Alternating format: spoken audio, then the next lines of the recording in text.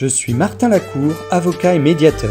J'accompagne les entrepreneurs et directeurs juridiques dans la négociation de leurs accords avec leurs partenaires commerciaux, clients et associés. Vous suivez l'émission Samedi Live, qui a pour ambition de faciliter l'accès des entreprises aux droits et aux solutions négociées. Le concept est simple.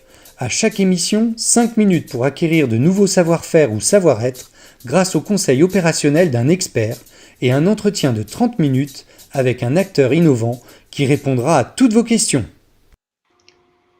Bonjour à tous et bienvenue dans Samedi Live, l'émission dédiée aux innovations en matière de solutions négociées.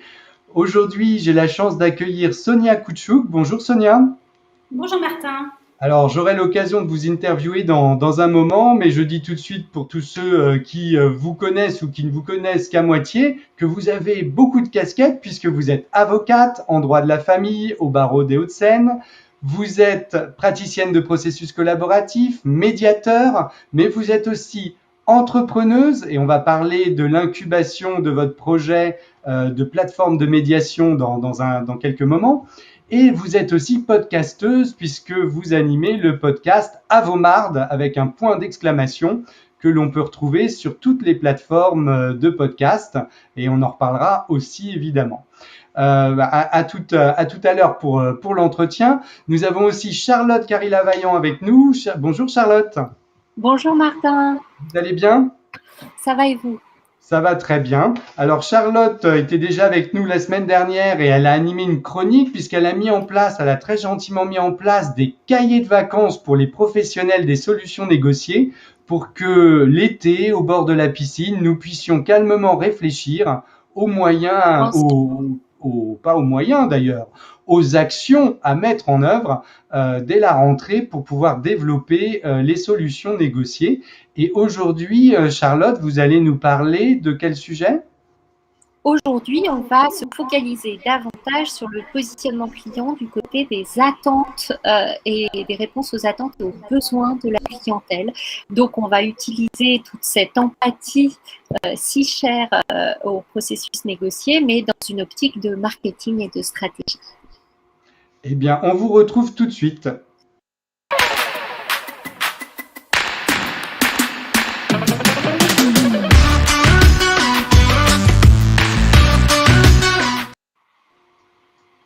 Alors, j'active le partage d'écran et je vous laisse la parole, Charlotte.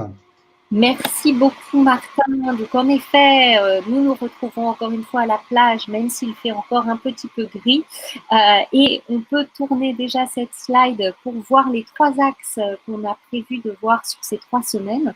La semaine dernière, on s'est concentré sur vraiment la concurrence, donc comment faire pour se positionner face à la concurrence et développer son avantage concurrentiel. Mais le positionnement stratégique, c'est aussi et surtout être en empathie pour répondre aux besoins des clients. Et c'est ce à quoi nous allons répondre cette semaine. Répondre aux besoins des clients, si on voit même encore, j'ai cette citation que j'aime beaucoup de Don Peters, qui est un grand gourou du marketing, qui dit « Sans clients, vous n'avez pas une entreprise, vous avez un hobby ». Donc voilà, c'est un peu ça. L'objectif, c'est vraiment d'avoir des clients, de les satisfaire, que ceux-ci soient tellement satisfaits qu'ils puissent vous faire du bouche à oreille et même revenir vers vous ou faire appel régulièrement à vous, comme nous l'avons vu déjà la semaine dernière, notamment sur les directions des ressources humaines qui font de plus en plus appel à des médiateurs de manière régulière. Donc, pour resituer un petit peu, quand se positionner, c'est vraiment faire son étude de marché d'un point de vue stratégique.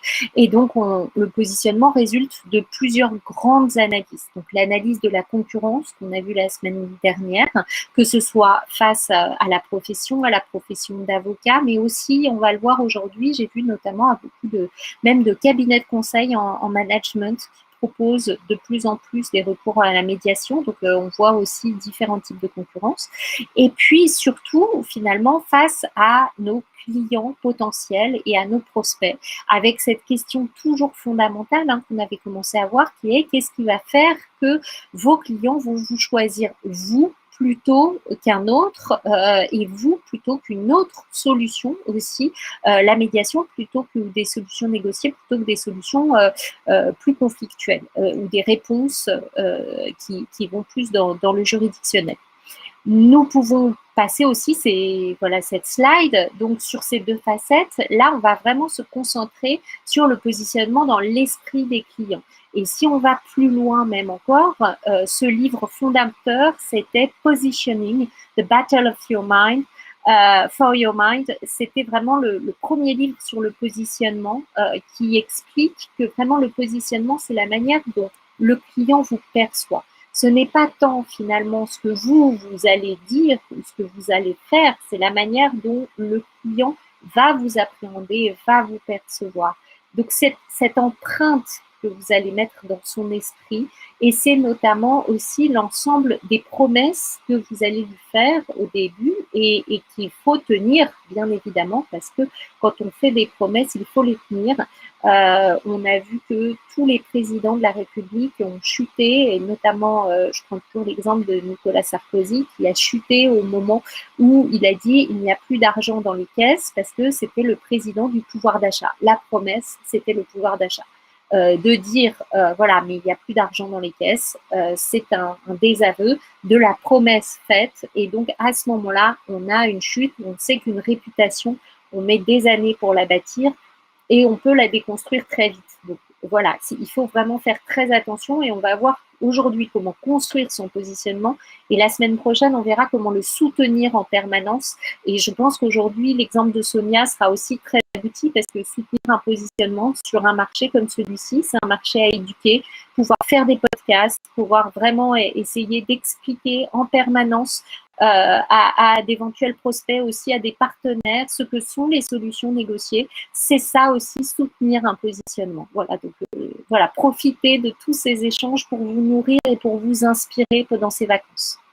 Donc, si on va un petit peu plus dans le détail, pour définir cet énoncé de positionnement, on va d'abord identifier et cibler sa clientèle. Ça, c'est très, très important. C'est-à-dire, quel client vous allez souhaiter accompagner. Ça peut être différents types de clientèle. Hein. Vous pouvez dire, mais moi, je fais aussi bien de la médiation inter-entreprise, intra-entreprise ou pour de la famille, voilà. Mais il faut aussi qu'à chaque fois, en amont, vous ayez réfléchi à ce qu'attend chacune de ces cibles de clientèle. Et donc, cette première phase d'identification est très importante. Ensuite, une fois qu'on les a identifiés, on va aller les étudier et les analyser et comprendre à la fois, donc aujourd'hui on va voir la cartographie de l'empathie client qu'on utilise notamment en design thinking pour pouvoir réfléchir à comment on perçoit toutes les facettes d'une cible de clientèle, comment cette cible de clientèle réagit, quelles sont ses contraintes, quelles sont ses peurs, qu'est-ce qu'elle lit, qu'est-ce qu'elle voit, qu'est-ce qu'elle écoute. Donc ça c'est très important ensuite pour vraiment un positionnement qui tient sur la durée. Et enfin, nous verrons un petit tableau très simple à utiliser toujours sur la plage, par exemple, pour réussir à définir son énoncé au cœur, finalement, de ses besoins clients et de ce que vous apportez de différent par rapport à la concurrence. Donc, si on passe, en effet, qui ciblez-vous ? Qui sont vos clients? Alors moi, j'ai tendance à dire, parce que certains me disent souvent, ah mais moi, je veux m'attacher au secteur des entreprises. Mais le secteur des entreprises est très large, c'est-à-dire vous pouvez avoir aussi bien, est-ce que des startups et des ETI et des grands groupes vont attendre la même chose? Et ensuite, on l'a vu, moi j'ai toujours tendance à dire, l'entreprise, ce n'est pas un petit cabis sur pattes qui arrive et qui frappe à la porte du cabinet. Hein. À l'intérieur de l'entreprise, on a des points de contact et on l'a vu par exemple lors de l'épisode précédent qui était très intéressant.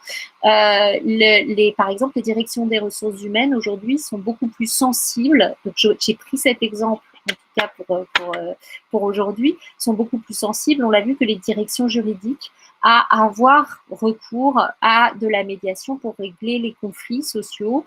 Et donc, on va prendre aujourd'hui cet exemple. Et ça aussi, c'est important, c'est de se dire, mais finalement, même au sein de l'entreprise, qui peut être ou qui peuvent être mes différents interlocuteurs et d'analyser chacun des types d'interlocuteurs. Une direction juridique ne pense pas, n'a pas les mêmes objectifs, ne réagit pas, ne lit pas les mêmes choses qu'une DRH ou encore qu'une direction commerciale ou qu'une direction générale. Les startups n'ont pas non plus le même langage, le même environnement. Donc ça aussi, il faut parler dans le langage du client. C'est aussi ça, se mettre en empathie et c'est quand même faire raisonner avec eux. Donc c'est pour ça que c'est très important de les connaître. Hein. L'empathie, c'est se mettre dans les chaussures de l'autre. Alors, je n'avais pas de photo de chaussures. Hein. J'ai cherché des chaussures, mais voilà, c'est très important.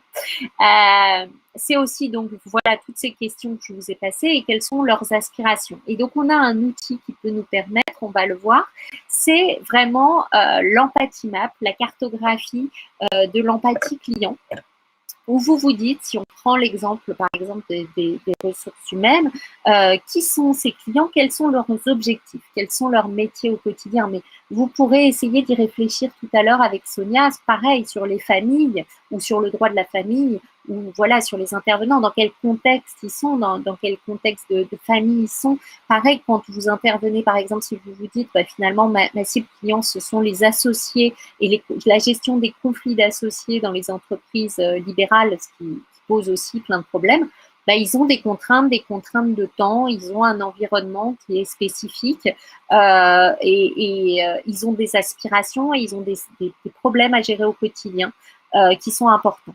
C'est aussi important de voir qu'est-ce qu'ils voient, c'est-à-dire finalement, eux, quand ils vont taper, j'ai fait une petite recherche comme ça en cherchant médiation droit du travail sur Internet et très très vite on tombait sur des sites de conseil en management qui proposaient, qui s'étaient adossés, mais qui avaient des articles très intéressants aussi sur le sujet. Donc ça aussi, utilisez vos recherches Google, mettez-vous dans l'esprit de vos clients et tapez ce que peut taper un client qui rechercherait ou pas une solution négociée, mais face à un conflit.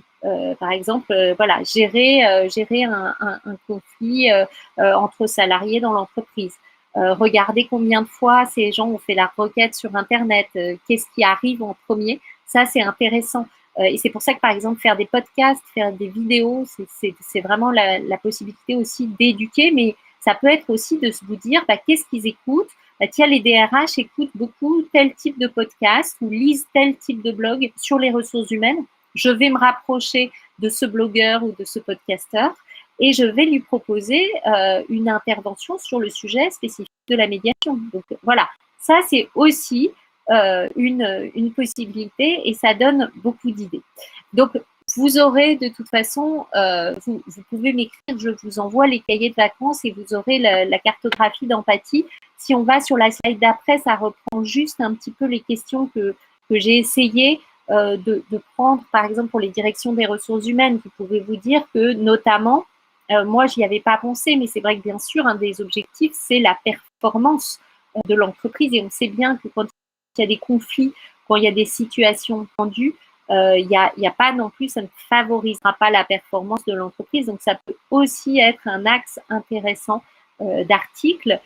C'est le climat social, c'est la fracture intergénérationnelle avec des difficultés parfois à faire des ponts entre des méthodes de management attendues et celles qui sont dispensées, qui sont quand même très différentes, donc qui créent des crises. Le télétravail a engendré beaucoup la marque employeur et aussi la RSE dont on a parlé la dernière fois. C'est aussi quel réseau. Donc ça, je vous invite aussi à chaque fois à regarder qu'est-ce qu'il y a comme réseau qui existe et d'aller regarder ce qui est écrit, parce que par exemple, la NDRH sur les DRH, c'est un réseau très puissant de DRH qui se retrouvent, qui échangent. Vous pouvez participer aussi à des webinaires. Ils font également beaucoup d'études. Donc vous avez aussi beaucoup de chiffres très intéressants sur les attentes des directeurs des ressources humaines, sur comment ils vivent leur métier, sur comment ils gèrent la crise Covid. Enfin, il y a des choses très intéressantes. Et puis, bien sûr, vous avez des magazines, de plus en plus des magazines Internet également, des blogs et des podcasts. Donc ça, c'est aussi tout un ensemble, des vidéos YouTube également. Hein, vous avez des chaînes YouTube sur les ressources humaines. Donc ça, c'est vraiment important.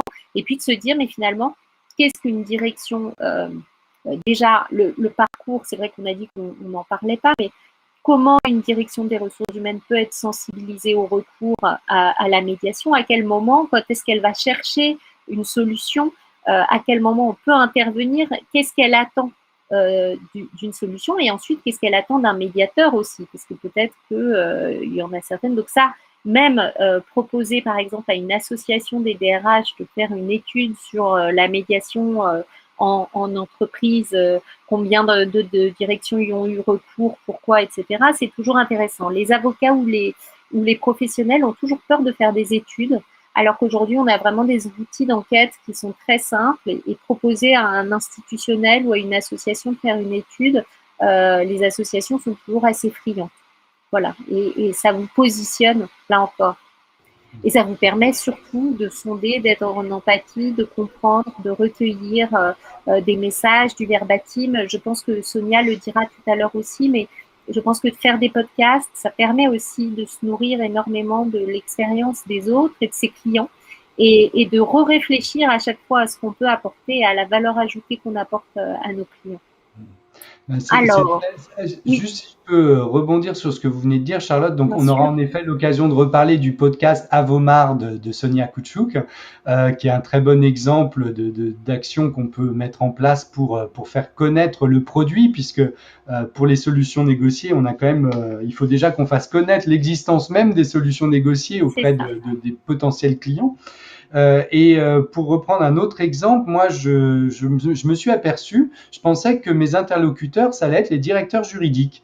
Et progressivement, parce que je me disais, bon, on parle le même langage, on a fait les mêmes études, ça va être le plus facile.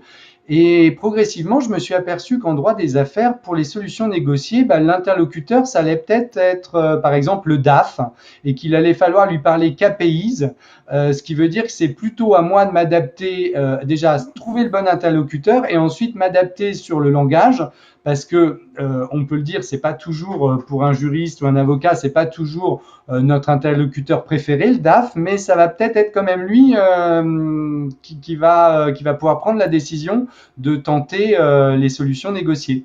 Donc voilà, c'est pour rebondir sur ce que vous venez de dire et donner un autre exemple. J'ai trouvé ça très très intéressant tout ce que vous venez de dire. Je passe tout de suite à la slide suivante. Je suis désolé, j'ai pris un peu de temps. Mais non, pas du tout. Et vous imaginez que quand il faut parler aussi à un directeur achat.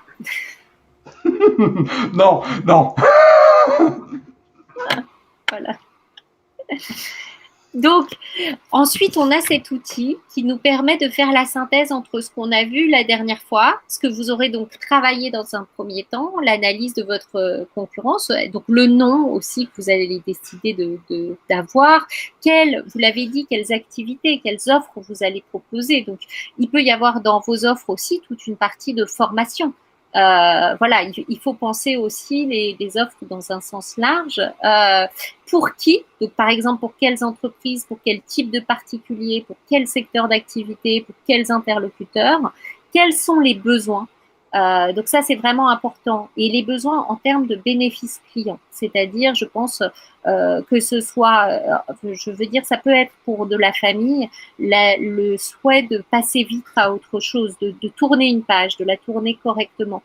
Mais il faut que ces besoins soient vraiment exprimés dans le sens du client. Ça ne va pas être de faire une médiation pour la médiation. C'est vraiment de réussir, voilà, quel est son besoin à un instant T dans ce conflit qu'il n'arrive pas et pour lequel il n'a pas trouvé les ressources pour y faire face. Donc ça, c'est vraiment important. Pour d'autres entreprises, moi, je l'ai vu, la médiation a pu être utilisée notamment pas forcément à bon escient, mais par exemple par la SNCF dans une logique aussi de communication en disant on fait des solutions innovantes, on communique. Ça peut aussi être un besoin de l'entreprise et on l'avait vu la dernière fois aussi, hein, Martin, de se dire je veux montrer que je respecte mes clients et que j'ai un intérêt et que du coup je propose des solutions négociées. Oui, vous vouliez rebondir, Martin, ou non? Non, et ensuite, bien sûr, face à qui? Donc là, on l'a vu, toute la typologie des concurrents différents. Et là, je m'entends encore en écho. Je suis désolée, Martin. Vous ne vous entendez plus? Je m'entends en écho. C'est bon. Et puis, donc face à quel concurrent et du coup, quelle différence vous apportez? Alors là, j'avais mis une différence de business partner, mais c'est pas ça. Vous pouvez apporter la différence d'être un facilitateur, par exemple. Donc voilà, c'est comment vous allez positionner dans le sens de quel positionnement vous allez prendre. Être un facilitateur de la résolution des conflits, être quelqu'un qui va apporter aussi un meilleur climat de travail dans l'entreprise. Donc voilà, ça c'est important et c'est ça qui va vous permettre de définir votre avantage concurrentiel, j'y reviens, dont on parlait la dernière fois, parce qu'on est sur de la stratégie, c'est-à-dire quand un client me consulte, voilà comment il est accompagné, voilà ce que ça lui permet d'obtenir qu'il n'obtiendrait pas ailleurs, soit par rapport à d'autres chemins de gestion de conflit, soit même par rapport à un autre médiateur, parce que parfois, bien sûr, j'ai souvent des clients qui me disent « mais on fait tous la même chose ». On fait peut-être tous la même chose, mais on ne la fait pas de la même manière. Et ça, c'est très, très important parce qu'en service, ce qui est important, c'est vraiment la manière dont on va apporter le service. On peut être plus pédagogue que d'autres. On peut avoir voilà, on a des avantages, on a des positionnements dans la manière dont on livre le service, c'est le terme marketing, qui sont différents et il faut savoir mettre ces avantages-là en avant. Donc voilà, je sais que j'ai déjà extrêmement dépassé mon temps de parole imparti et je suis désolée. Donc on se retrouve la semaine prochaine justement pour soutenir son positionnement avec une communication dans un marché à éduquer. Donc au plaisir. Ne soyez pas désolés. Merci beaucoup Charlotte parce que tous ces éléments sont extrêmement précieux et je pense que autant un avocat traditionnel peut estimer qu'il n'a pas nécessairement à faire un travail sur son développement, autant les professionnels des solutions négociées, parce qu'ils vendent un produit que souvent dont le client ignore même l'existence, ont vraiment intérêt à réfléchir, ne serait-ce que cet été au bord de la piscine, aux moyens qu'ils comptent mettre en œuvre à la rentrée, parce que c'est indispensable, tout simplement. Pour les personnes qui souhaiteraient recevoir le support, on est d'accord que vous pouvez leur communiquer s'ils vous envoient un mail au mail. Ils m'envoient un petit mail à ckv@sign-distinctive.com. Le tiret, c'est le tiret du 6, ça s'affiche aussi Exactement. à l'écran. Et n'hésitez pas donc à envoyer un mail à Charlotte qui très gentiment a accepté de vous envoyer les supports. Merci beaucoup Charlotte. Est-ce que vous restez avec nous pour l'interview de Sonia Kouchouk? Avec grand plaisir. Eh bien, alors à tout de suite, je lance l'interview.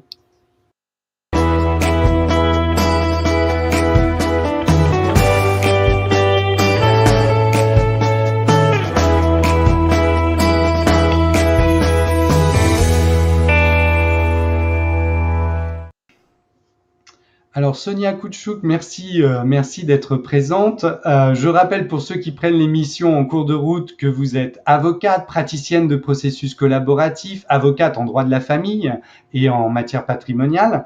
Vous êtes médiateur, vous co-présidez la commission MARD de votre barreau des Hauts-de-Seine, la commission des modes amiables ou modes alternatifs d'ailleurs, mode amiable. Oui. Mode amiable. Et vous êtes aussi podcasteuse puisque vous animez le podcast Avomard. J'invite tous les gens qui nous regardent à aller s'abonner et à aller le découvrir. C'est vraiment un moyen rapide et très très intéressant de découvrir les mardes. Et vous êtes aussi entrepreneuse puisque vous développez un projet qui va être incubé par votre barreau, un projet de plateforme de médiation dont on va parler dans un instant. Mais alors Sonia, de tout ce que je viens de voir, le point commun, c'est quand même un intérêt, voire une passion pour les mardes, pour les modes alternatifs. D'où vous vient cet intérêt pour les solutions négociées ? Merci Martin. D'abord, je remercie Charlotte aussi parce que du coup, j'ai profité des conseils et c'est vraiment complètement en phase avec les propos que je vais tenir. Alors, comment ça m'est venu ? Ça m'est venu par simplement un constat d'une avocate qui a exercé pendant près de 20 ans en se bagarrant tous les jours dans les tribunaux et qui a constaté que malgré des décisions parfois tout à fait juridiquement excellentes, que le client avait effectivement satisfaction sur tous les points de droit, en tout cas qu'il avait manifesté comme étant essentiels pour lui, en réalité derrière se cachait une insatisfaction. Et en fait, quand on est avocat, on est formaté d'une telle façon qu'on ne s'interroge pas du tout sur le pourquoi de cette insatisfaction. Et progressivement, je me suis dit, il y a quand même quelque chose qui ne va pas dans cette façon d'exercer. Et je me suis interrogée et j'ai interrogé mes clients. Donc, j'ai vraiment pratiqué une écoute active déjà à cette époque-là, avant même d'être formée, en les questionnant et en me disant, finalement, voilà, je ne suis peut-être pas l'avocate qui creuse assez derrière facialement ce que le client veut pour savoir ce qui se cache derrière. Et donc progressivement, après des lectures, après un certain nombre de formations que j'ai suivies, je me suis dit qu'il fallait que je change complètement de façon d'exercer, parce que la satisfaction du client, c'est exactement ce qu'a dit Charlotte, c'est l'empathie évidemment, mais c'est chercher le besoin derrière ce qui est affiché. Et donc, en fait, on n'est pas du tout formaté en tant qu'avocat. On n'a absolument aucune formation au sein de l'école des avocats, l'EFB que moi j'ai eu. On n'a aucune formation sur ça, ni sur ce qu'est un entrepreneur, ni sur ce que sont toutes les solutions négociées. Je me permets justement d'amener une clarification. On est d'accord, les avocats n'ont pratiquement pas ou pas du tout de formation initiale ou continue dans tout ce qui est compétences relationnelles, que ce soit la négociation, l'empathie, l'écoute active, tout ça ne fait pas partie de la formation malheureusement ni initiale ni continue de l'avocat. On est d'accord avec ça, Sonia ?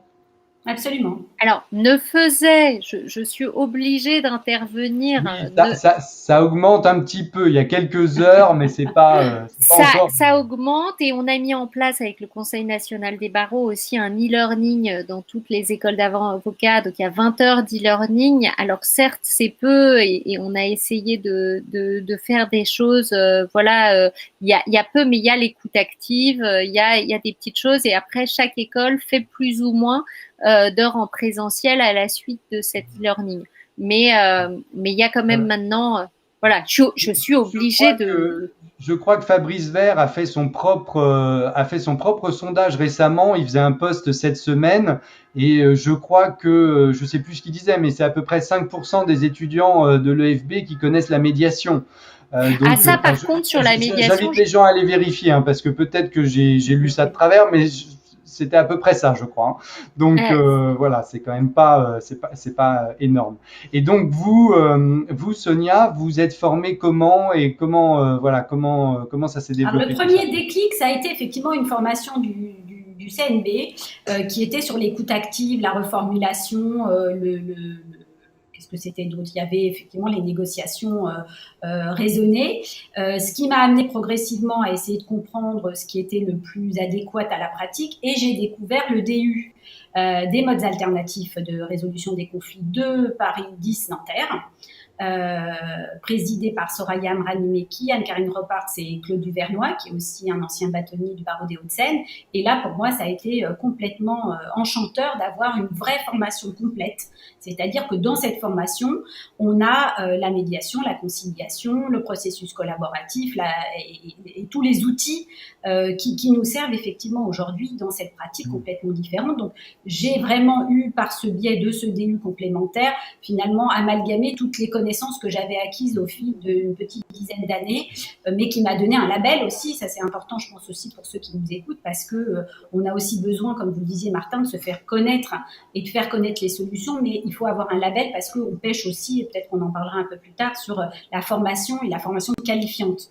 Donc, je pense que ce que disait Charlotte, si dès le début à l'EFB et aux EDAC et autres écoles de formation, on a déjà des premiers modules de sensibilisation, c'est parfait.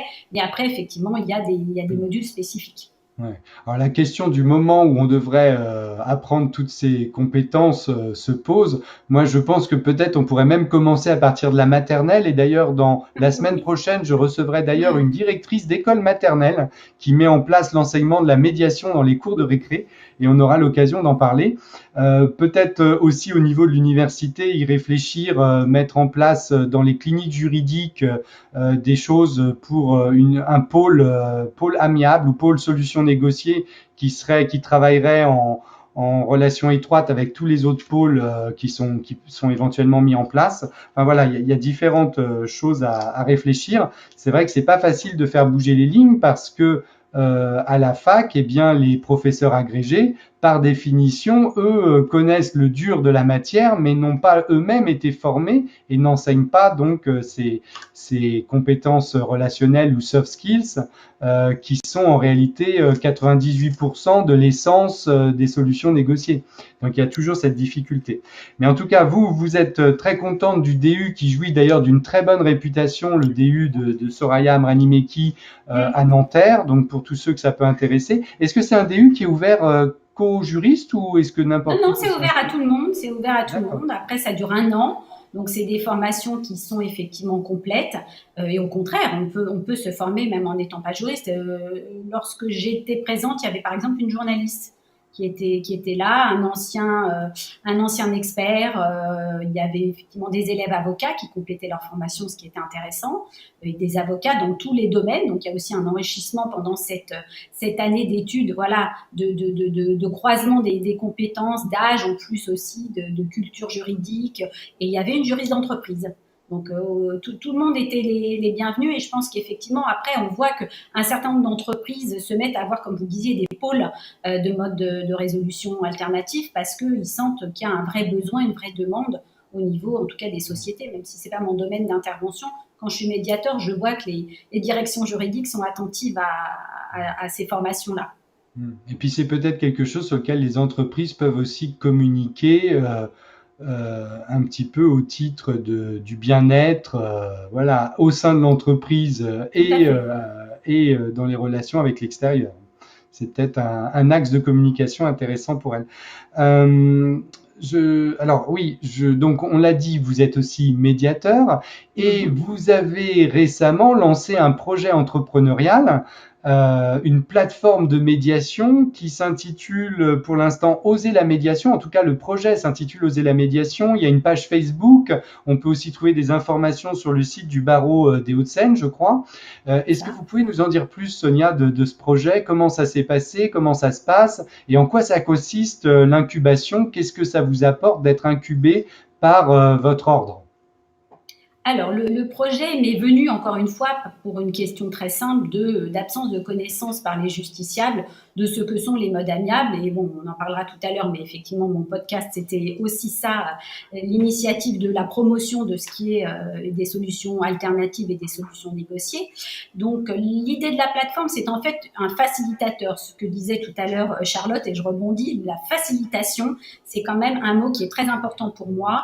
Mettre en relation des justiciables que j'ai interrogés et qui sont dans une ignorance totale de où chercher ne serait-ce que cette résolution amiable, l'ignorance de ce que c'est, et donc évidemment on ne peut pas d'un coup de baguette magique, on se dit on est en conflit avec son voisin, sa femme, son associé, son patron ou son salarié, et on ne sait pas ce que sont les modes alternatifs, et pour les connaître, effectivement, il faut déjà savoir ce que c'est. Donc ça, c'était un grand questionnement. Et donc, c'est venu de ça, en disant qu'il y a déjà une difficulté de connaissance. On n'a absolument pas de promotion institutionnelle, de communication, y compris de notre ministre de la Justice, sur ces modes alternatifs, dont pourtant on entend sans cesse la promotion.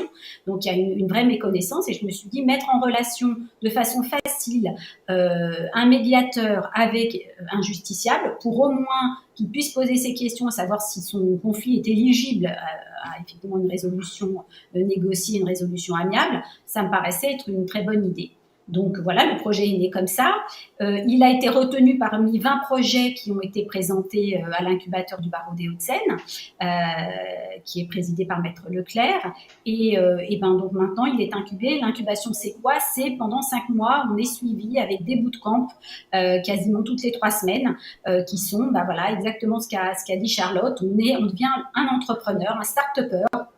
Donc, on doit cheminer sur tout ce qui est assez étranger finalement aux avocats. Hein. C'est d'ailleurs passionnant parce qu'effectivement, on fait cette journée map, ce parcours client, on s'interroge sur les besoins, l'empathie. Alors voilà, on est pour l'instant dans les questionnements, dans les interrogations pour essayer de définir le fameux persona qui est notre utilisateur final. Moi, j'en ai plusieurs, hein, puisque ma plateforme est destinée à la fois aux médiateurs, mais aussi aux justiciables. Et puis, quel justiciable? Bon, vous l'avez dit, Martin, je fais du droit de la famille, mais là, la plateforme, elle est dédiée effectivement à toutes sortes de médiations, qu'elles soient au niveau commercial qu'au niveau trouble de voisinage ou familial aussi. Et donc, voilà, on est vraiment soutenu de façon intensive. On a des ateliers avec les 5 projets qui ont été retenus et on travaille effectivement avec tout un tas d'outils très intéressants pour faire évoluer ce projet et pour le rendre voilà, complètement concret. D'accord, donc on voit que c'est un projet très ciblé utilisateur. Est-ce qu'il y a aussi un volet dans l'incubation sur le financement, sur, je sais pas moi, le financement participatif ou autre type de financement qui pourrait être mis en place ou pas du tout? Alors, j'ai eu la chance d'avoir, moi j'aime beaucoup les mind maps, donc je m'étais fait une mind map avec tout vraiment l'arborescence de tout ce que ça devait comporter. Et on n'en est encore pas là pour le moment. Et ce qui est très intéressant dans ce projet, c'est qu'en fait, on évolue en permanence en fonction des retours qu'on a, en fonction de ce que les médiateurs nous disent, puisque j'ai interviewé aussi un certain nombre de mes confrères médiateurs. Et donc, voilà, en écoutant, on fait évoluer le projet. Ce qui est intéressant, c'est que par rapport à d'autres plateformes qui peuvent exister, ce que nous disent nos utilisateurs potentiels, c'est le sérieux que représente, par exemple, la profession d'avocat, que représente effectivement l'EDU, parce qu'il y a un côté professionnel qui est complètement indubitable, et ça permet effectivement d'asseoir un peu cette plateforme sur des bases solides. Et puis voilà, ça évolue. Donc le financement, il viendra. J'ai quelques idées sur comment la faire fonctionner, mais voilà, on va progressivement avancer puisqu'on a jusqu'au mois de septembre. Donc les semaines qui sont les prochaines, même pendant les vacances, j'ai aussi des devoirs de vacances, Charlotte, je vous rassure. Je vois ça, je vois ça. Oui. Je suis assez impressionné par le nombre d'activités que vous menez de front quand même, Sonia. Mais c'est formidable parce que grâce à vous et grâce aux confrères ou aux autres professionnels des solutions négociées qui mènent toutes ces initiatives, enfin les personnes que l'on veut aider, parce qu'en fait si on fait ça, ce serait plus facile de faire comme les autres, hein, mais le truc c'est si on se donne du mal, c'est parce qu'on est persuadé que ça peut dans beaucoup de cas aider de manière beaucoup plus satisfaisante les personnes. Donc c'est pour ça aussi que j'imagine c'est ça votre moteur aussi. Mais c'est ce que je vous ai dit, la satisfaction d'une décision de justice ne comprend pas tout le volet émotionnel, par exemple. Et quand on devient médiateur, quand on fait le processus collaboratif que vous connaissez aussi très bien, Martin, tout cet aspect émotionnel, on l'a pas. Donc là, on l'a grâce à ces outils. On réfléchit avec les clients et pour les clients leurs solutions qui ne leur est donc pas imposée par un juge. Le médiateur est dans le même état d'esprit, c'est-à-dire qu'il œuvre avec eux à la solution satisfaisante et mutuellement satisfaisante. Donc on est complètement dans un autre paradigme. On doit effectivement changer de façon de travailler. C'est pas toujours facile pour les confrères. C'est aussi à ça que servent toutes mes actions finalement. C'est à la promotion aussi auprès des avocats du fait qu'on n'est pas là en antinomie, on est là effectivement pour essayer de faire évoluer la profession dans un sens de satisfaction client. Et les avocats ont peu cette conscience de la satisfaction client. Ils ont la satisfaction juridique, mais pas forcément ce qu'il y a. On parle toujours de l'iceberg, mais sous l'iceberg, il y a beaucoup de choses qu'on arrive à résoudre en ayant posé d'autres questions et en ayant réagi différemment, Charlotte, interagi avec les clients. Vous vouliez rebondir là-dessus, Charlotte ? Oui, j'avais justement une question sur est-ce qu'il y a eu un fait marquant ou quelque chose dans le rapport justement avec vos clients qui a vraiment changé entre toute votre expérience avant avec les justiciables, quelque chose que peut-être un client aurait dit ou qui vous a marqué pour montrer peut-être aussi aux autres, voilà, qu'est-ce que justement ça a apporté en plus en termes de satisfaction, ou est-ce que c'est vraiment quelque chose que vous ressentez à chaque fois, mais est-ce qu'il y a des manifestations aussi? Alors, il y a eu plusieurs manifestations. J'ai pas un cas en particulier. Ça a été vraiment une succession de petites choses qui, à l'issue d'un procès, en disant bah, super, on a gagné, la décision est magnifique, mais finalement, ma satisfaction est pas totale, et qui m'a amené à m'interroger sur pourquoi est-ce que vous n'êtes pas satisfait. Et très souvent, c'était parce que tout l'aspect émotionnel n'avait pas été traité, et que finalement, quand on est devant un juge, on a top 5 minutes chrono pour plaider, et le justiciable se sont complètement dépossédés de son dossier. ce qui est intéressant dans les modes alternatifs, dans le processus collaboratif, c'est ce côté on écoute, chacun s'écoute. On se fait part des solutions mutuellement acceptables et c'est ça qui est intéressant aussi, c'est que il y a toute cette, on va dire cette bulle à la fois de confidentialité et de parole qui est complètement absente de la justice classique. Et donc c'est en ça que c'est très intéressant, c'est qu'on peut amener les gens à évoquer ce qui est pénible pour eux, ce qui a été douloureux, ce qui a bloqué dans la relation, pour arriver à des relations pacifiées. Alors en matière familiale, c'est d'autant plus important qu'il peut y avoir des relations sur la longue durée. Quand on est parent, par exemple, on ne vient pas, certes on se sépare, mais on reste connecté avec ses enfants pendant longtemps. Et donc bien s'entendre ou en tout cas comprendre comment avoir une coparentalité apaisée, c'est extrêmement important, mais je pense que quand on est associé, c'est la même chose. Quand on est au sein d'une copropriété, quand on est voisin, toutes les relations qui vont perdurer, c'est important de pouvoir essayer de comprendre pourquoi l'autre a réagi comme ça, pas forcément pour nuire, mais parce que lui-même, il avait ses propres problématiques qu'en justice, on n'entend pas.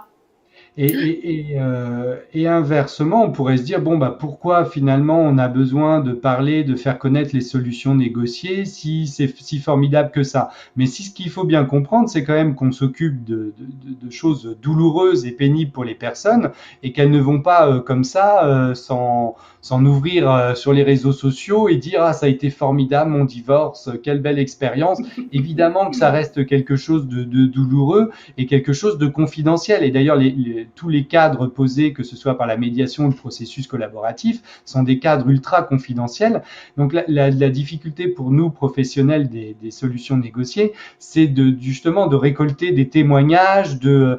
Est-ce que ça, Sonia, c'est quelque chose que vous avez prévu peut-être de faire, de mettre des témoignages anonymes, que ce soit dans votre podcast ou sur votre plateforme, de faire connaître un petit peu le ressenti des médiés ou des personnes qui ont bénéficié d'un processus collaboratif ou d'une médiation? Alors, vous dévoilez la saison 3 de mon podcast, Martin. Je vais effectivement interviewer des médiés, des justiciables, alors soit effectivement qui ont recouru à la médiation et qui se sont dit que c'était une solution intéressante pour eux, des médiateurs, peut-être des magistrats, tous ceux qui ont effectivement pratiqué les modes amiables, des praticiens du processus collaboratif aussi, pour essayer de faire comprendre à nos concitoyens les apports, les bénéfices et surtout voilà l'intelligence qu'il y a derrière ces process. Tout le monde n'est pas capable, évidemment. En tout cas, c'est pas toujours le bon moment plutôt. C'est pas toujours le bon moment d'entrer en relation avec celui avec lequel on s'oppose. Parfois, il y a une nécessité d'avoir un tempo, mais dès lors qu'on a cette connaissance, et moi je le vois en tant qu'avocat, quand je propose à mes clients les solutions négociées, bien souvent c'est la révélation parce qu'ils ne savent pas ce que c'est. Et par ailleurs, quand j'en parle notamment de la médiation, ils sont extrêmement surpris que ça existe et que ça puisse être efficace pour résoudre leurs problèmes. Parfois, ils sont pas prêts. Parfois, ils me disent non, là, c'est trop douloureux, je vais pas y arriver. Mais parfois, ils veulent bien tenter et effectivement, c'est intéressant, comme vous le disiez, d'avoir leur retour. Donc, c'est prévu. Donc, en tout cas, si certains veulent témoigner, ils peuvent vous contacter éventuellement pour vous faire part de leur témoignage. C'est vrai que c'est difficile c'est difficile de faire parler les gens, même s'ils ont été très satisfaits, ça reste quelque chose, évidemment, qui est douloureux. On n'est pas en train de dire que c'est le voyage chez les bisounours, hein. Non. Alors, on avait une question d'Edith, mais je pense que bon, c'est une question un peu technique. Avez-vous obtenu le label Certis obligatoire pour les services en ligne? On rappelle en effet que la dernière réforme de la procédure civile pose des règles pour les plateformes de médiation en ligne. Frédéric Dupuis d'ailleurs lui répond, il dit que les organismes certificateurs ne sont toujours pas certifiés. Bon, je suis pas sûr qu'on va développer là-dessus, mais évidemment que si le jour où vous allez mettre en ligne votre plateforme, évidemment, elle sera conforme au droit. Donc voilà. On a des ateliers RGPD et du mentorat évidemment de nos ordres. L'intérêt, c'est qu'on a quand même beaucoup d'avocats et au barreau des Hauts-de-Seine, pas des moindres sur toutes ces questions très techniques. Donc oui, on aura tout l'encadrement qu'il faut, mais notre plateforme, elle a l'intérêt, c'est que comme effectivement les modes amiables ne sont pas connus, que nous sommes les premiers prescripteurs des modes amiables, qui mieux que les avocats médiateurs peuvent effectivement proposer à leurs clients des solutions. Et donc c'est effectivement pour ça qu'on met en œuvre cette plateforme, parce qu'on a la connaissance particulière des justiciables que l'on pratique au quotidien, et on est les mieux placés. pour, Alors, on a une pour question aussi de conseiller. Frédéric Dupuis, mais c'est pareil, ça vise les questions techniques de savoir si vous allez utiliser une plateforme que vous allez développer vous-même ou en marque blanche. Mais ça, en réalité, c'est pas, à mon avis, à mon sens, c'est pas l'essentiel. On passe un petit peu à côté de ce qui est l'essentiel. L'essentiel de ce que j'ai compris de votre projet, c'est finalement d'assurer une certaine qualité du service et de s'assurer qu'on va vraiment répondre aux besoins des personnes médiées. Alors je dis des personnes médiées parce qu'en fonction des écoles, on parle des personnes ou des médiés, donc je parle des deux à la fois. Mais voilà, je suis pas sûr que le sujet technique soit au cœur du débat Non, il viendra dans aujourd'hui un en tout cas. deuxième temps. Il viendra dans un Voilà, deuxième temps, mais bien comme vous le sûr, disiez, bien sûr. Martin, ce qui est important, c'est la satisfaction de tous ces gens qui sont dans une grande souffrance et vraiment dans toutes les études qu'on a menées, les interviews qu'on a menées, on est dans cette grande souffrance et on est dans l'absence de connaissance de ce que sont les modes amiables et des solutions que ça peut amener pour la résolution des conflits. Donc oui, je crois que ce qui est primordial dans un premier temps, c'est de répondre à ça, de faire connaître. Et notre plateforme, elle a ce but-là, d'abord de réserver la confidentialité. Je vois sur un certain nombre de plateformes qu'il y a énormément de questionnements sur les sujets pour essayer peut-être de faire un entonnoir et de comprendre le besoin de médiation. Nous, on serait une vraie relation avec un contact médiateur qui va apporter cette satisfaction immédiate d'avoir quelqu'un à qui parler et à qui parler en confidentialité de sa problématique.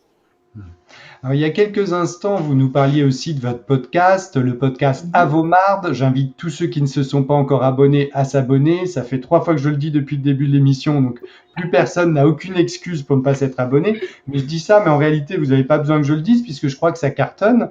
Et alors, quel est le principe de ce podcast? Qu'est-ce que ça vous apporte? Qu'est-ce que vous en attendez? Et quelle est l'évolution que vous prévoyez pour ce podcast? Bon, on a déjà un peu défleuré le sujet puisque vous nous avez dit que pour la 3e saison, vous vouliez donner un petit peu la parole aussi aux médiés et aux personnes peut-être aussi d'ailleurs qui ont vécu un processus collaboratif. Mais qu'est-ce que vous pouvez nous dire de plus là-dessus? Comment est né le projet? Quel est le but? Quel est l'objectif? Alors, le projet, il est né pendant le confinement. Pendant le confinement, j'ai effectivement beaucoup pu me poser finalement parce que voilà, on a des activités, vous l'avez dit, un certain nombre d'activités. Donc, j'ai pu un petit peu faire une pause pour réfléchir aux moyens de communication et de promotion des modes amiables qui sont évidemment mon dada. Vous le savez, je co-préside la commission des modes amiables au barreau des Hauts-de-Seine et donc j'avais envie effectivement d'aider à cette meilleure promotion des modes amiables.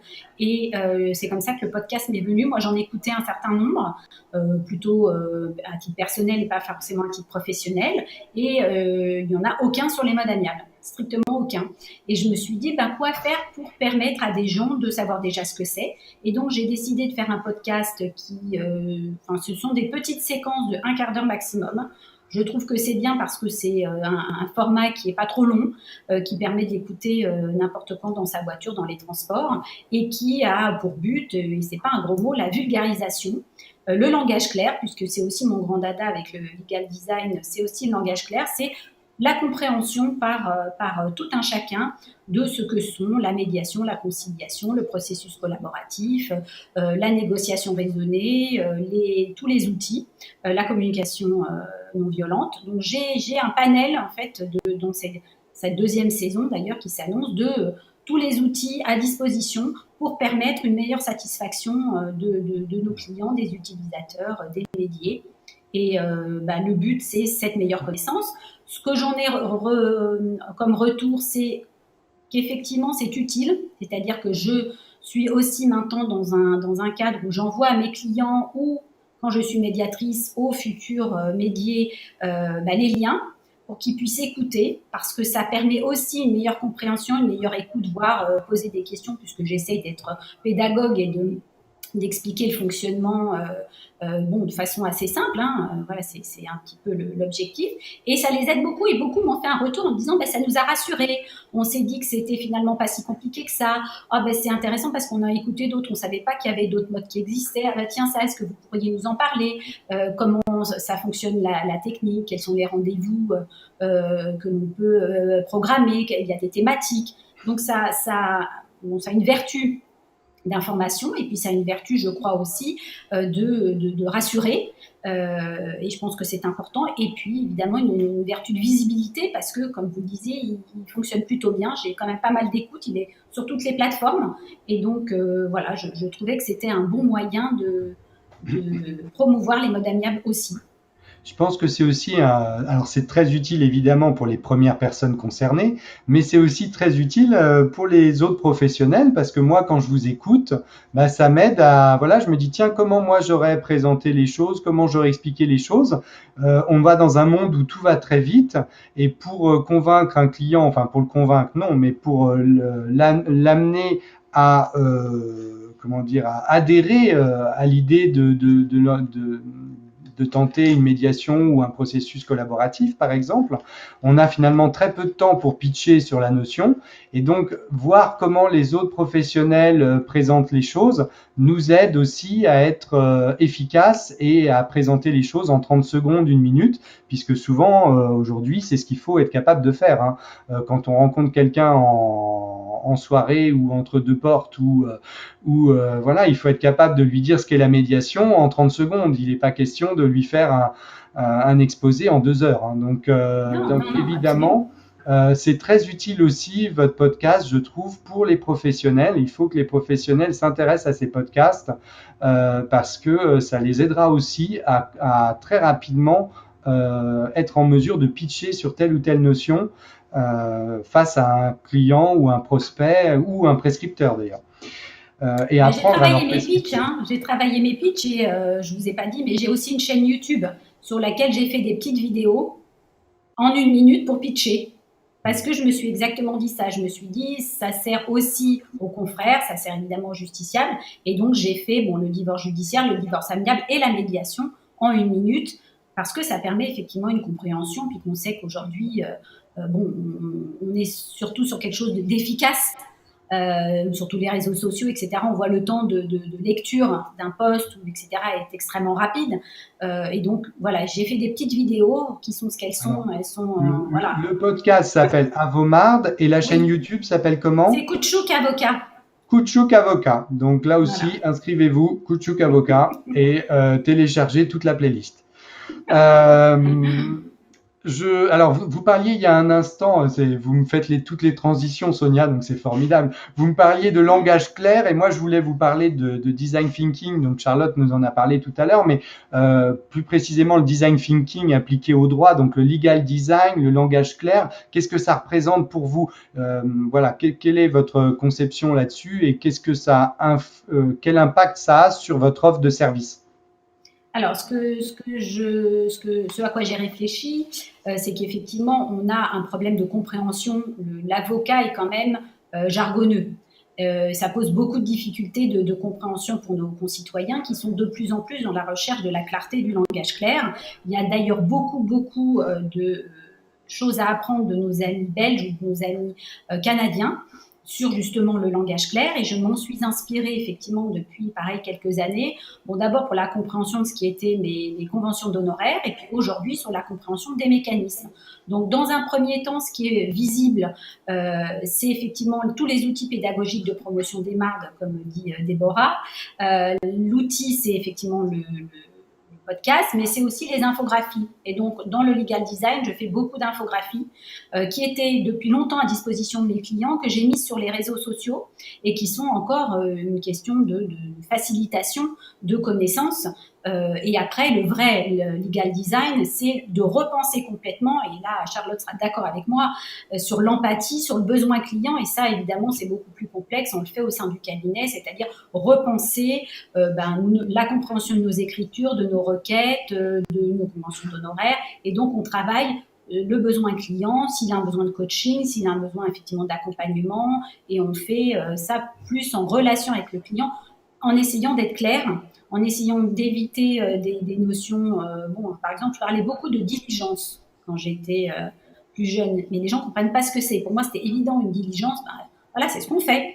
Donc maintenant, je dis les démarches ou je dis les actions parce que ça, c'est plus parlant pour les gens. C'est un peu comme chez un médecin où on n'aime pas qui jargonne. Les avocats, c'est pareil. Alors, beaucoup pensent que c'est descendre de son piédestal. Moi, je dis qu'au contraire, l'avocat, il est là aussi pour être compris. il est là pour comprendre ce que lui dit son client, et si on est en face tous les deux, ben, évidemment, la relation, elle est plus simple et elle est plus fluide. Ouais, l'accès au droit passe en premier par ça. Tout à fait. Si notre rôle, c'est de faciliter l'accès au droit, très clairement, il faut qu'on fasse des efforts pour s'exprimer de manière intelligible par tous. Tout à fait. Je vois que j'ai explosé le compteur, une fois n'est pas coutume.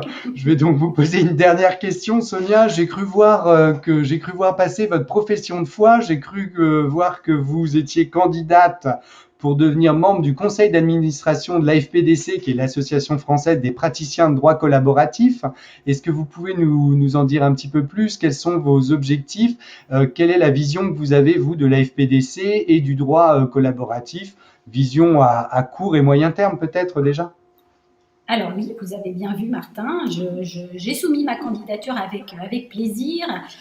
Pourquoi? Parce que voilà, dans les modes amiables, il y a ce processus collaboratif qui est également méconnu, qui pourtant a un intérêt extrêmement important, qui est que c'est tout un processus complètement confidentiel dans lequel on s'interdit de saisir un magistrat du litige que l'on soumet. On est une équipe avec la partie qui n'est plus une partie adverse, qui est une partie qui collabore, et son avocat, donc à 4. On participe avec ce contrat de processus collaboratif à essayer de trouver des solutions. Donc c'est un processus extrêmement structuré sur lequel vous avez déjà eu des intervenants, mais qui a l'avantage effectivement de pouvoir régler l'ensemble des problématiques, pas que juridiques, émotionnel, et comme je vous l'ai dit, pour moi c'est quand même très important d'avoir un accord à la fin qui soit non seulement pérenne, mais qui soit exécuté facilement parce que chacun aura participé à cette solution. Et donc mon ambition pour intégrer ce conseil d'administration, c'est de faire ce que je fais avec les autres modes amiables, c'est d'essayer de le faire connaître, d'essayer effectivement de le promouvoir auprès des confrères, de leur montrer que dans un certain nombre de matières, il est extrêmement utile. Je sais qu'il y a beaucoup de confrères en droit des sociétés qui le pratiquent avec beaucoup de bonheur parce qu'effectivement, on peut y intégrer beaucoup de choses confidentielles, et pour un certain nombre de sociétés d'images, de brevets, c'est très important, mais dans plein de matières, je pense qu'elle a toute sa place. Et effectivement, ce process qui plaît beaucoup, c'est-à-dire les formations plaisent beaucoup, finalement est pas assez pratiqué à mon sens, et donc voilà, je vais essayer avec mes moyens humbles d'en parler et d'essayer de le promouvoir, parce que lui aussi mérite toute sa place dans nos modes amiables et nos modes alternatifs de résolution. Eh bien, merci beaucoup, Sonia Koutchouk, pour tous vos engagements en faveur des solutions négociées, toutes les actions concrètes que vous menez. Beaucoup de gens ont beaucoup d'idées dans ces domaines-là, mais ce qui est important, c'est de les mettre en pratique, et vous êtes un exemple pour nous tous. Donc, merci vraiment. Parce qu'avoir des idées, c'est bien, mais ce qu'il faut, c'est quand même passer à l'action. Mais ce qu'il faut faire, voilà, on n'est pas obligé d'être un jeune avocat, on peut être une avocate expérimentée et être quand même start-upeuse et podcasteuse. Voilà, on peut y arriver, il faut se lancer. Rassurez-nous, vous dormez quand même un petit peu? Oui, pas beaucoup en ce moment, mais oui. D'accord. Je lance tout de suite les questions. On ne pourra pas prendre toutes les questions parce qu'il y en a eu beaucoup, mais je vais en sélectionner quelques-unes.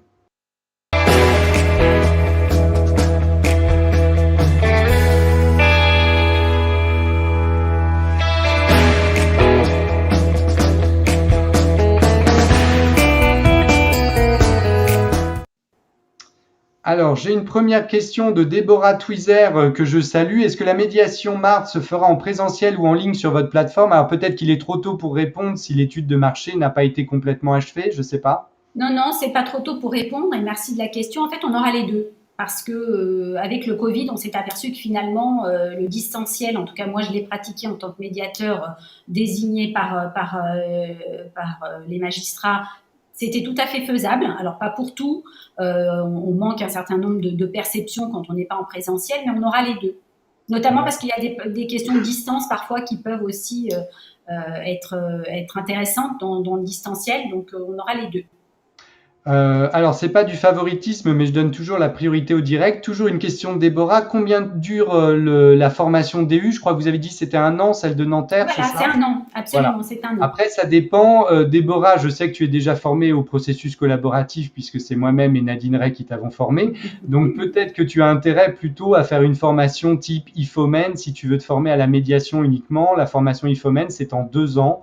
DU1 est assez court, le DU2 est un petit peu plus long. En tout, c'est un DU de 200 heures, enfin type IFOMEN ou autre, hein, il faut se renseigner. Mais là, l'avantage de la formation dont Sonia parlait, c'est qu'elle a été formée aussi au processus collaboratif au cours de sa formation. Voilà. Encore, dernière fois que je donne la parole à Déborah, c'est promis. Je veux bien les références de cet e-learning. Alors, je crois que c'est Charlotte qui a parlé d'un e-learning. Ouais, alors l'e-learning, animé avec Louis de Gauche, je crois, non? non, c'est pas du tout ça. C'est l'e-learning sur la gestion de cabinet. Donc, quand on est élève avocat, on a la formation jeune avocat. Ensuite, on peut avoir la formation création ou développement de cabinet, et où dedans il y a des modules, mais beaucoup plus sur, en effet, ce qu'on a approché d'écoute active, mais plus par rapport, en effet, au marketing, à la relation client, à comment réussir ses premiers entretiens clients, voilà, comment amener le client. Il y a aussi une partie d'ailleurs sur le legal design, voilà. Donc ça, il faut vous rapprocher de votre barreau. C'est chaque école d'avocats. Alors Déborah Twizer dépend du barreau de Paris. Alors, il faut se rapprocher de l'EFB et leur demander. Elles sont disponibles là-dessus, il n'y a aucun souci. Et il y a par contre, avec Louis de Gauss, une formation qui a été faite sur l'arbitrage interne. Et je pense que le Conseil national va développer aussi des formations sur la médiation. Celle sur l'arbitrage interne a eu l'avantage d'être faite autour, c'est ma préférée, je me suis éclatée à la faire, voilà, autour d'une web série montrant la vie d'un arbitrage interne de A à Z. Et je trouve que sur la médiation, il faudrait travailler des choses comme ça aussi, avec des cas concrets et des cas pratiques concrets, filmés, joués, parce que c'est ça aussi qui permet de comprendre les réactions, tout ce travail sur les émotions, sur l'empathie, et là-dessus, la vidéo et la fiction nous aident quand même beaucoup. Idem pour le processus collaboratif, ce serait en effet formidable que des formations e-learning soient mises en place en médiation et en processus collaboratif par le barreau. Et je pense que à cet égard, on a des choses à regarder sur l'expérience de l'arbitrage, même si par ailleurs, je ne suis pas totalement convaincu par les bienfaits de l'arbitrage, mais ça, on pourra en discuter. Mais de regarder comment a été construit cet e-learning, plus que voilà. Non, mais je connais bien l'arbitrage, mais voilà. Alors, une autre question de Laurent. La médiation et le droit collaboratif peuvent-ils se pratiquer en ligne? Par exemple, lorsque les parties habitent loin, justement, oui, c'est tout le but de la plateforme. Si les personnes le souhaitent, elles pourront mettre en place une médiation en ligne. Est-ce qu'elles pourront mettre aussi en place un processus collaboratif? Je ne sais pas si c'est prévu pour. Pour l'instant, c'est pas prévu. On était vraiment très dédiés sur la médiation, mais à la limite, pourquoi pas. Après, c'est toujours ce que j'expliquais, c'est que les premières réunions qui sont quand même sur le processus, le récit.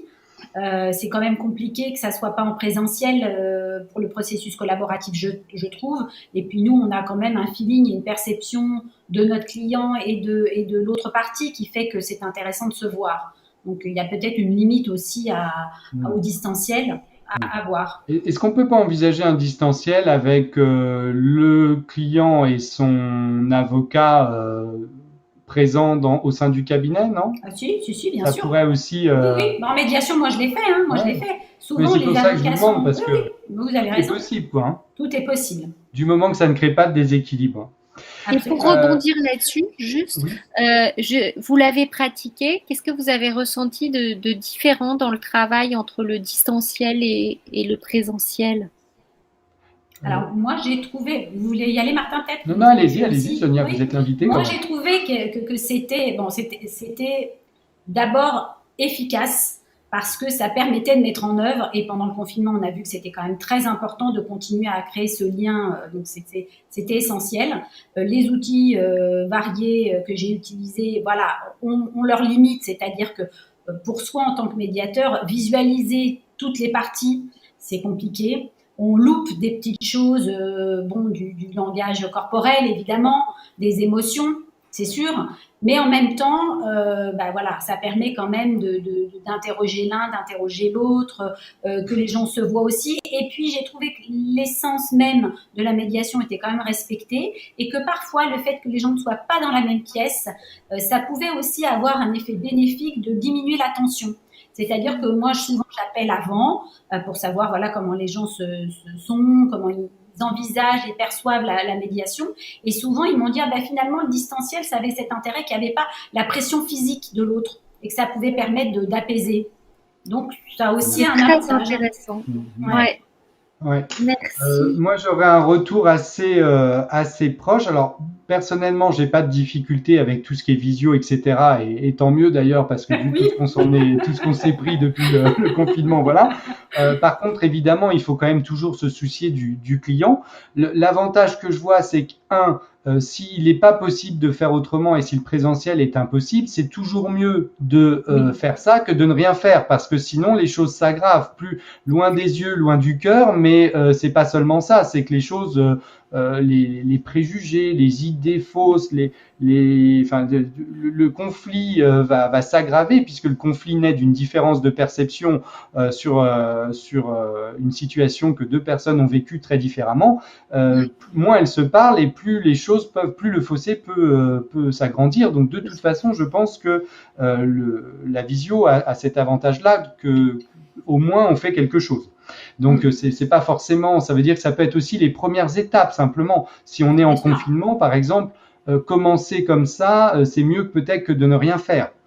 La deuxième chose, c'est aussi que il faut qu'il y ait veillé à ce qu'il n'y ait pas un déséquilibre technologique, parce que moi j'ai eu des clients, ils étaient incapables de se connecter à une réunion Zoom.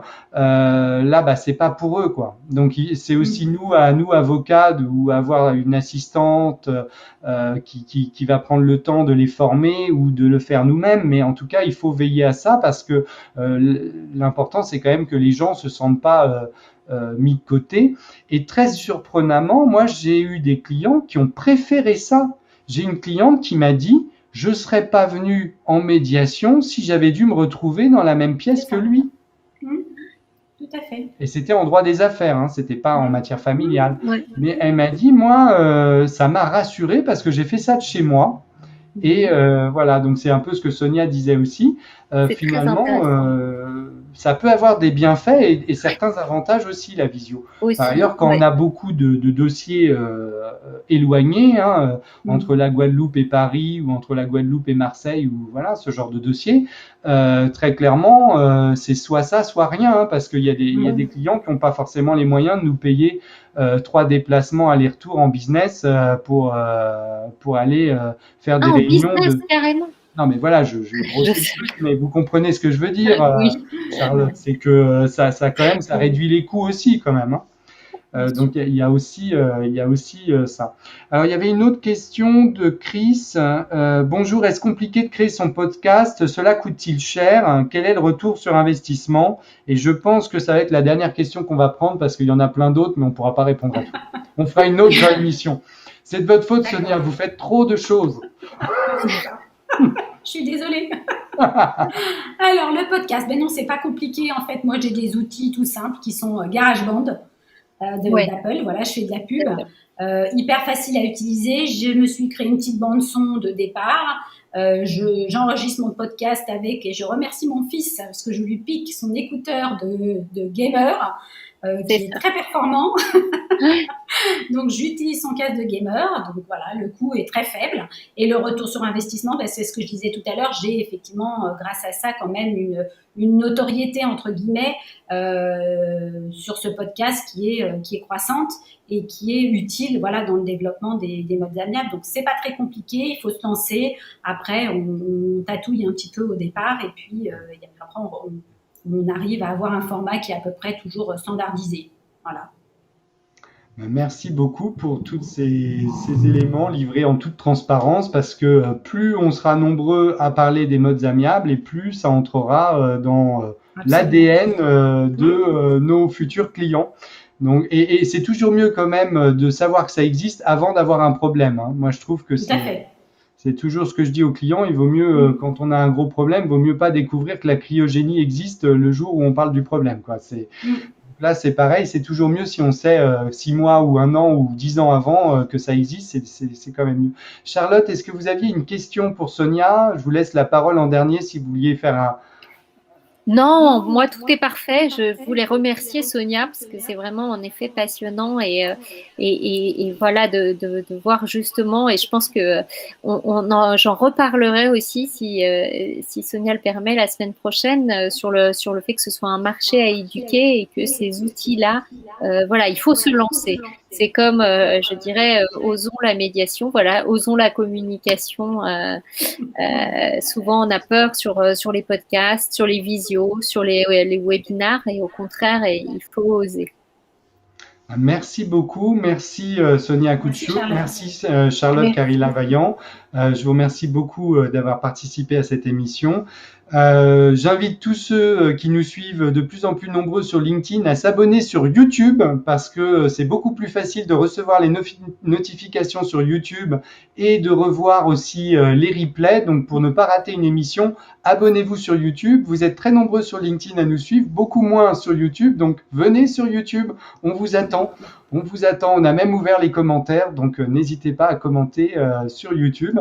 Merci à tous, très bon week-end, très bonne semaine.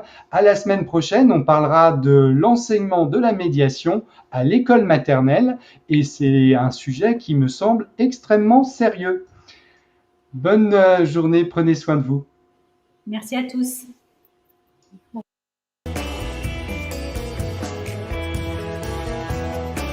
Samedi Live a pour ambition de vous informer sur les innovations facilitant l'accès aux droits et aux solutions négociées.